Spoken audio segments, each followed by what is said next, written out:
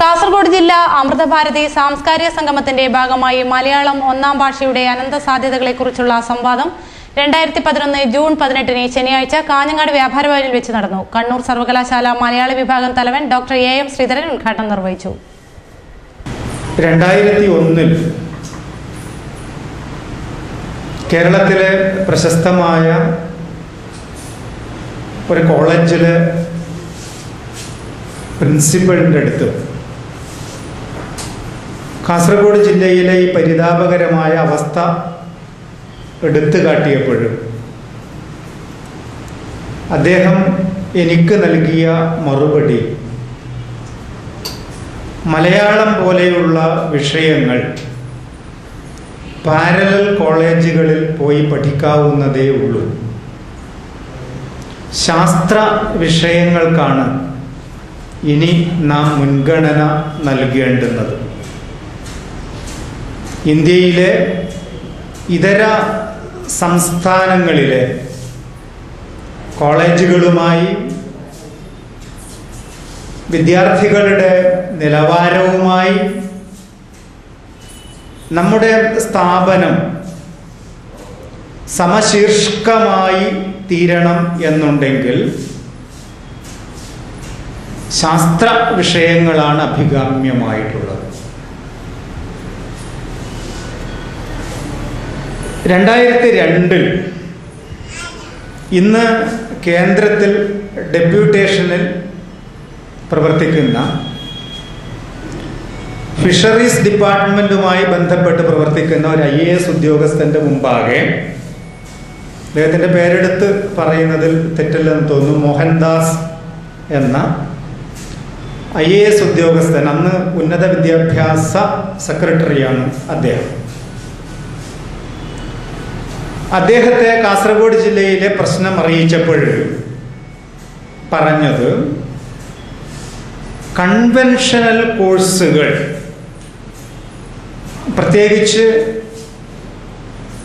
മലയാളം, സംസ്കൃതം, Arabic, Urdu തുടങ്ങിയ ഭാഷാ വിഷയങ്ങൾ ഇനി പരിഗണിക്കുന്നതിൽ യാതൊരു ഔചിത്യവുമില്ല. ഇന്ന് തളിപ്പറമ്പ് നിയോജക മണ്ഡലത്തെ പ്രതിനിധീകരിക്കുന്ന ശ്രീ ജെയിംസ് മാത്യു, അദ്ദേഹത്തോട് അദ്ദേഹം എൻ്റെ സിൻഡിക്കേറ്റ് മെമ്പർ കൂടിയാണ്, അദ്ദേഹത്തിൻ്റെ മുമ്പാകെ ഇതേ കാലഘട്ടത്തിൽ തന്നെ ഞാൻ ഈ വിഷയം അവതരിപ്പിക്കുകയുണ്ടായി. അദ്ദേഹം നൽകിയ മറുപടി, ഒരു 10 പിള്ളന്മാർ മലയാളം പഠിച്ചിട്ടില്ല എന്നതുകൊണ്ട് ഈ ലോകത്തിന് ഒന്നും സംഭവിക്കാൻ പോകുന്നില്ല. IAS ഉദ്യോഗസ്ഥന്മാരുടെയും പ്രിൻസിപ്പൽമാരുടെയും സിൻഡിക്കേറ്റ് അംഗങ്ങളുടെയും സാഹിത്യകാരന്മാരുടെയും കാസർഗോഡ് ജില്ലയിലെ കോളേജുകളിലെ അധ്യാപകർ, സാഹിത്യാധ്യാപകരടക്കം, സാഹിത്യകാരന്മാരടക്കം ഭാഷയോട് കൂറ് കാണിക്കാൻ തുടങ്ങിയത്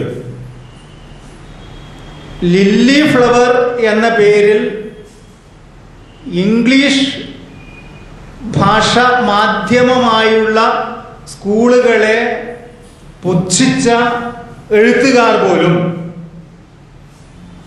മലയാള ഭാഷയെ ഉദരംഭരണത്തിനുള്ള ഉപാധിയായി മാത്രമേ കണ്ടിരുന്നുള്ളൂ എന്നുള്ളതാണ്. ഭാഷ നമുക്ക് നഷ്ടമായിട്ടുണ്ടെങ്കിൽ അതിന് കാരണം ഭാഷ ഉപയോഗിക്കുന്നവർ തന്നെയാണ്. ഭാഷ ഒരു കരാറാണ്. ഞാനും നിങ്ങളും തമ്മിൽ ഒരു കരാറുണ്ട് ഇപ്പോൾ. അത് ഞാനും ഭാര്യയും തമ്മിലുള്ള ഭാഷാപരമായ കരാറല്ല. ഞാനും എൻ്റെ സാഹിത്യ വിദ്യാർത്ഥികളുമായിട്ടുള്ള കരാറല്ല. ഒരു ഓട്ടോറിക്ഷ തൊഴിലാളിയുമായിട്ടുള്ള കരാറല്ല.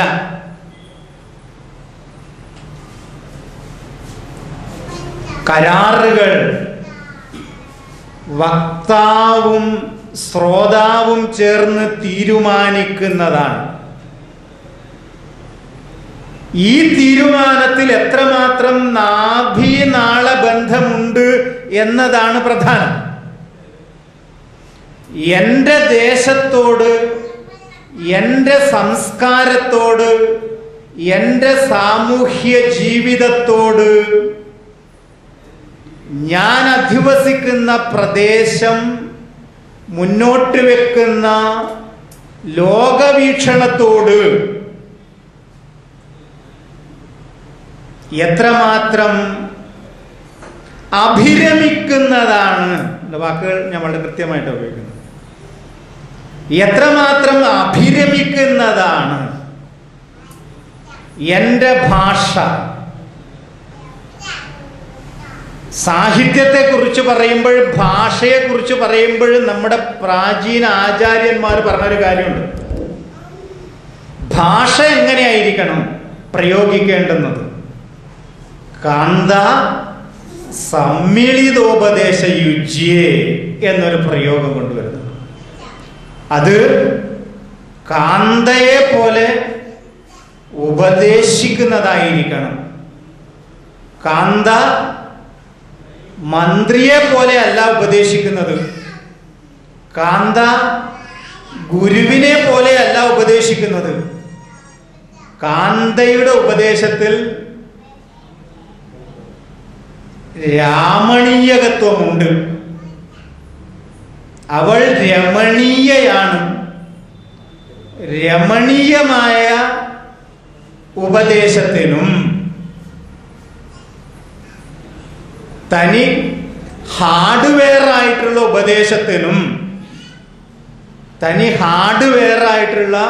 ഉപദേശത്തിനും തമ്മിൽ വ്യത്യസ്തതയുണ്ട്.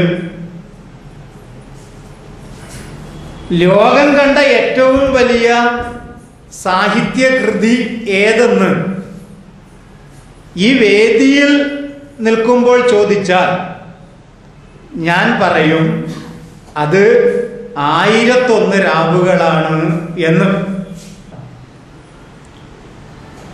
ഒരു രാഷ്ട്രീയ പ്രവർത്തകനും സംരക്ഷിക്കാൻ സാധിക്കുന്ന ഒന്നല്ല.